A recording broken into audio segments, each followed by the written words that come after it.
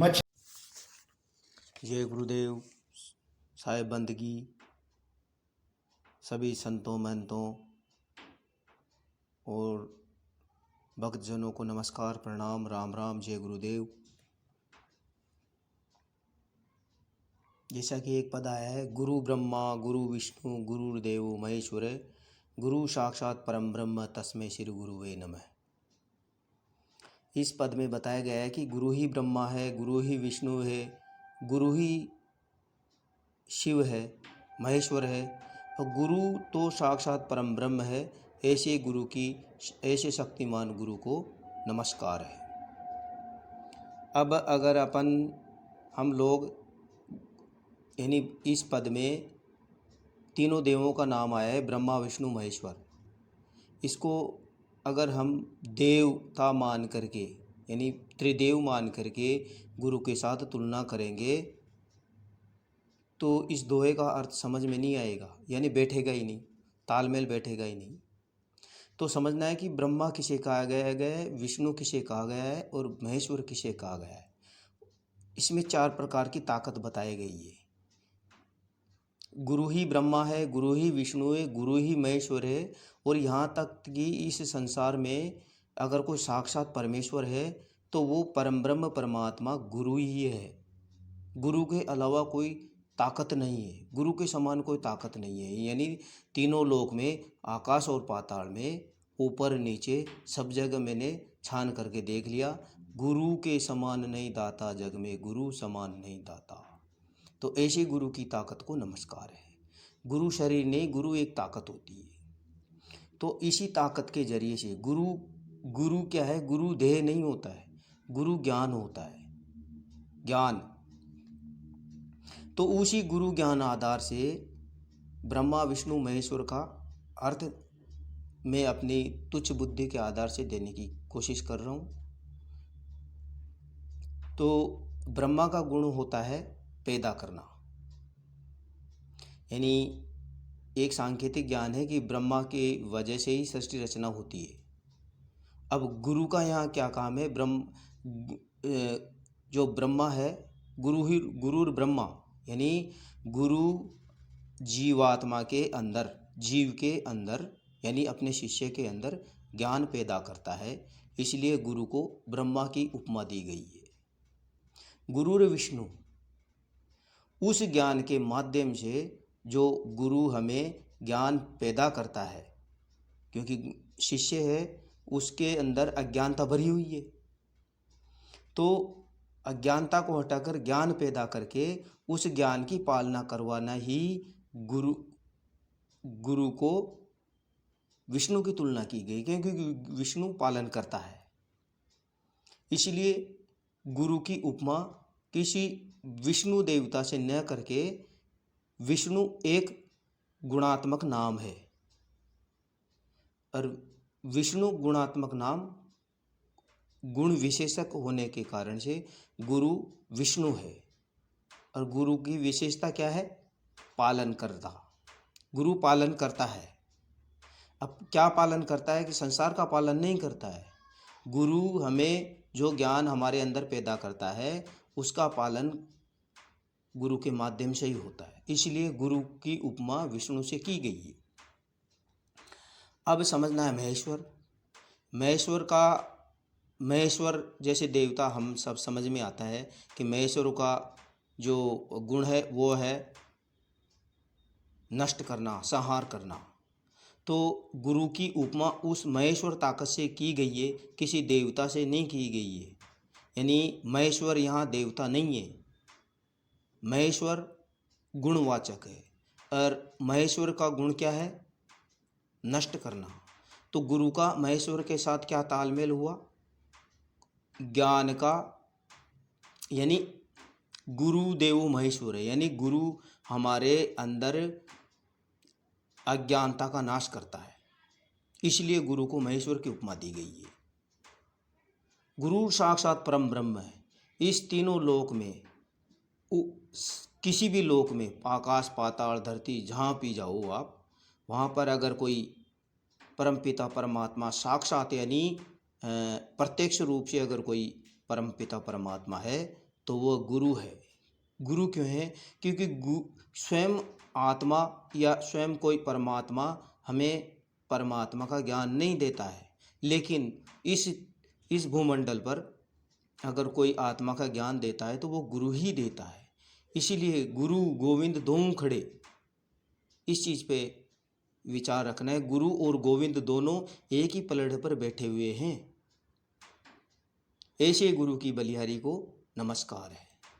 तो यहाँ पर जो गुरु ब्रह्मा, गुरु विष्णु, गुरुदेव महेश्वर है, ये जो उपमा दी गई है, ये किसी त्रिदेवीय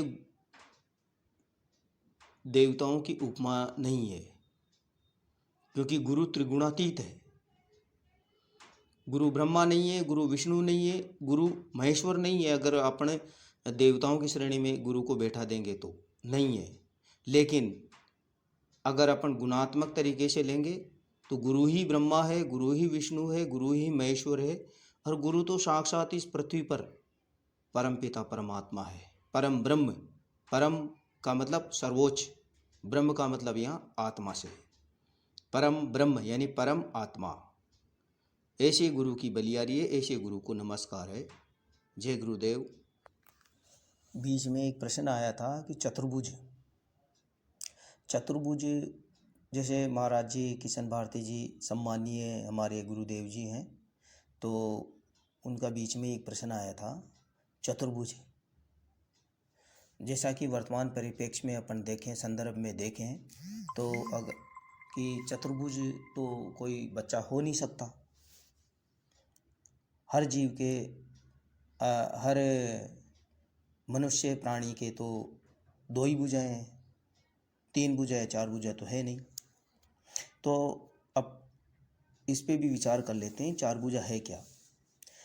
जैसा कि इसका अपन छंदी विच्छेद करते हैं तो आता है चतुर्भुज, यानी चतुर यानी चतुर यानी चार, और भुजा तो यानी हाथ ही, यानी चार हाथ। अब जैसे भगवान विष्णु के चार हाथ होते हैं, चतुर्भुज अक्षर उस भगवान विष्णु को ही बोला गया है। चतुर्भुज यानी त्रिदेव में चतुर्भुज भगवान विष्णु को ही बोला गया है। और भगवान विष्णु के जो चार हाथ हैं, उनके अंदर चार हाथों में क्या क्या है? शंख, चक्र, गदा और पद्म। अब ये देखना है कि ज्ञान आधार से देखना है कि जो चतुर्भुज है वो है क्या। क्योंकि चतुर्भुज गुणीय विशेषता है, न कि भौतिक विशेषता। अब देखना कैसे है कि जैसे भगवान विष्णु का पहले हाथ में शंख होता है। अब ये शंख क्या है?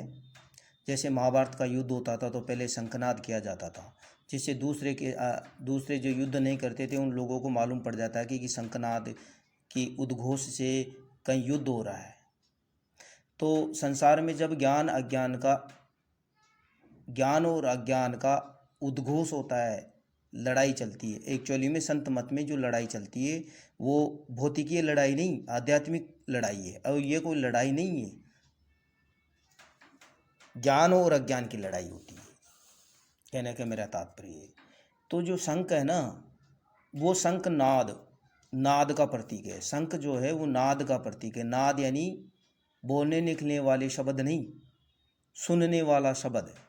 नाद एक विशेषता है जो अनहद नाद की ओर संकेत है।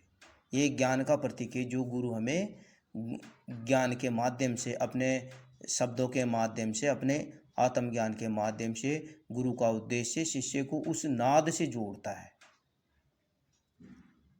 तो भगवान विष्णु का जो पहले हाथ में जो शंख है वो इस शंख का प्रतीक है। तो ये जो शंख है, शंख एक आवाज़ है, उसी को आकाशवाणी धुर की वाणी शब्द गुरु बोला गया है। दूसरा आता है सुदर्शन चक्र। जैसा कि भगवान विष्णु के हाथ में एक चक्र होता है जो अनवरत यानी लगातार सतत गति से चलता रहता है। तो ये जो चक्र है ये समय का प्रतीक है।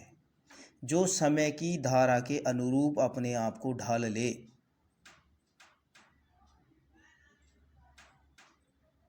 उसके हाथ में समय है।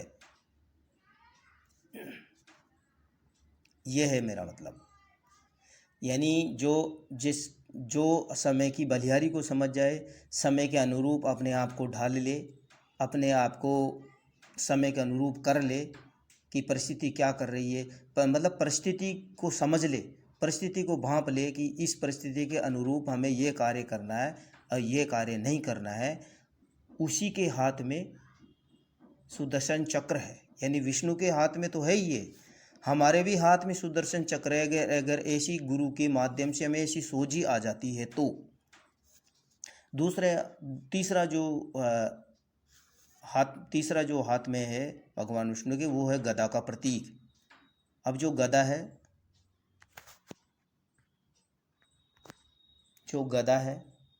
वो क्या है? गदा एक शस्त्र है। कहते हैं कि गदा का जो प्रहार है वो कभी निष्फल नहीं जाता है। तो संत मत के हिसाब से, ज्ञान मत के हिसाब से समझना है कि मन के जितने भी विकार है, गुरु हमें ज्ञान का एक ऐसा शस्त्र देता है जो ज्ञान का प्रतिकार नहीं किया जा सकता। अज्ञान का तो प्रतिकार किया जा सकता है, लेकिन ज्ञान का प्रतिकार, ज्ञान को निष्फल नहीं किया जा सकता। तो गदा रूपी जो ज्ञान है, उसके आधार से गुरु के सानिध्य में मन के जितने भी विकार हैं, शत्रु हैं, उनसे लड़ने की एक कला, एक शस्त्र, ये गदा का प्रतीक है। फिर आता है पद्म। पद्म कहते हैं कमल को। और जो कमल यहाँ बोला गया है, कमल की विशेषता होती है कि जल के साथ उसकी जो पत्तियां हैं वो लगती नहीं, यानी निर्लिप्तता का गुण है। निर्लिप्तता यानी संसार में रहते हुए भी गुरु जो है वो निर्लिप्त रहता है ज्ञान आधार से, यानी अपने ज्ञान में स्थित रहता है, यानी विषय विकारों में निर्लिप्त नहीं रहता है। तो ब्रह्मानंद जी भी बोलते हैं कि जैसे गुरु चरण कमल बलिहारी, मेरे मन की दुविधा टारी, काम क्रोध मद लोभ लुटेरा, जन्म जन्म का बेरी मेरा, गुरु इनको दीना मारी, गुरु चरण कमल बलिहारी। तो जो पदम बोला गया है वो बोला गया है निर्लिप्तता को। निर्लिप्तता गुणवाचक है, ना कि व्यक्तिवाचक। तो ये जो चार प्रकार की जो ज्ञान समझ ले, चार प्रकार का जो ये ज्ञान जिस शिष्य में आ जाए, वही शिष्य चतुर्भुज है। और वह गुरु भी चतुर्भुज ही है, क्योंकि गुरु नाद से जुड़ा हुआ है। जो गुरु होता है उस समय के अनुरूप अपने आप को ढाल लेता है। जो गुरु है वो ज्ञान आधार से विषय विकारों के साथ लड़ने की ताकत को रखता है, तभी तो शिष्य को देता है। और गुरु निर्लिप्तता का गुण है, क्योंकि गुरु कभी भी संसार में लिपायमान नहीं रहता है। तो यही चीज़ समझना है कि जो चतुर्भुज जो है वो गुणवाचक के हिसाब से सदगुरु के लगता है, गुरु के लगता है, क्योंकि गुरु के जो चरण होते हैं वो निर्लिप्त होते हैं। तो भाव सागर में नीर अपारा, डूब रहा नहीं मिले किनारा, गुरु पल में लिया उबारी, गुरु चरण कमल बलिहारी। जय गुरुदेव। जैसा कि बीच में एक प्रश्न आया था रावण के बारे में, रावण को दशहरा भी यानी 10 सिर वाला भी कहते हैं। अब जो 10 सिर वाला यानी 10 दशानन, अब किसी के 10 सिर तो हो नहीं सकते। वर्तमान परिप्रेक्ष्य में अगर अपन देखें तो तीनों लोकों में कहीं भी अपन देखेंगे तो 10 सिर वाला तो है नहीं। अगर एक ही बच्चे के अगर 2 सिर हो जाते हैं, वैसे होते हैं अक्सर देखा जाए तो, लेकिन उसका विच्छेद कर दिया जाता है, अगर वो जीता रहेगा ही नहीं। तो इसका मतलब ये अगर 10 सिर वाला अगर बच्चा पैदा होगा तो फिर वो तो और भी ज़्यादा विकृति आ जाएगी शरीर में। तो अब समझना ये है कि दशहरा जो शब्द है वो एक गुणात्मक गुण उपमा है। मतलब दशानन 10 सिर वाला, दशानन का अगर अपन संधि विच्छेद करेंगे 10 + आनन यानी 10 यानी 10, आनन यानी सिर। जो 10 अब रावण के बारे में ये आता है कि वह बहुत बड़ा विद्वान था। उसको बहुत बड़ा विद्वान इसलिए बोलते थे क्योंकि वह 10-10 ब्राह्मणों को हरा देता था, इसलिए तो उसको दशहरा बोलते हैं। जो 10-10 ब्राह्मणों को हरा दे, परास्त कर दे, वो तो 10 सिर वाला हो गई। जैसे कोई बच्चा अगर उदंडी होता है तो उसको यही तो बोलते हैं, अरे तो 10 माथा वाला हो गया क्या। तो वैसे वो बच्चा एक ही सिर वाला तो है, लेकिन राजस्थानी मारवाड़ी भाषा में अपन बोल देते हैं, अरे तो 10 माथा वाला हो गया क्या, यानी उच्छृंखल वर्ती का हो गया क्या। तो ये गुणात्मक नाम है, उस बच्चे को अपन गुणात्मक तरीके से तोल रहे हैं। तो उसी प्रकार से जो दशानन है वो भी एक गुणात्मक उपमा दी गई है, जिसका मतलब होता है 10 विद्वानों जितना बराबर विद्वान। इसीलिए 10 ब्राह्मणों को, 10 विद्वानों को हराने की वजह से ही तो दशहरा बोला गया है, और वही विजयादशमी है। वैसे संत मत के हिसाब, अब ये तो गुणात्मक है, ये तो गुणात्मक है, लेकिन अगर अपन संत मत के हिसाब से चलें तो 10वें से ऊपर, यानी हमारे शरीर के अंदर 10 दरवाजे हैं, उस 10 दरवाज़ों को छेकने का नाम, छेकने की विधि, 10 द्वारे का पिंजड़ा तामी पंछी मोन, रेबे को अचरज बया, ऐसा कुछ कबीर साहब जी का दोहा आता है। तो हमारा जो शरीर है, 10 दरवाजे जो हमारे शरीर के अंदर है, उस 10 दरवाज़ों के पार जाने की जो विधि है वो जीवात्मा को ही उस संत मत के हिसाब से विजयादशमी बोला गया है। और वैसे भी हमारी 10 इंद्रियों को जो व्यक्ति हरा देता है, 10 यानी 10, इन्हें 10 इंद्रियों को जो जीवात्मा हरा देती है, जो शिष्य हरा देता है, 10 इंद्रियां बस में करो आपो आप कबीर, वो भी एक तरह से उस गुणात्मक शिष्य का नाम ही रावण है। रावण यानी विद्वान है। जय गुरुदेव, सतनाम साहिब बंधु। राम राम, प्रणाम।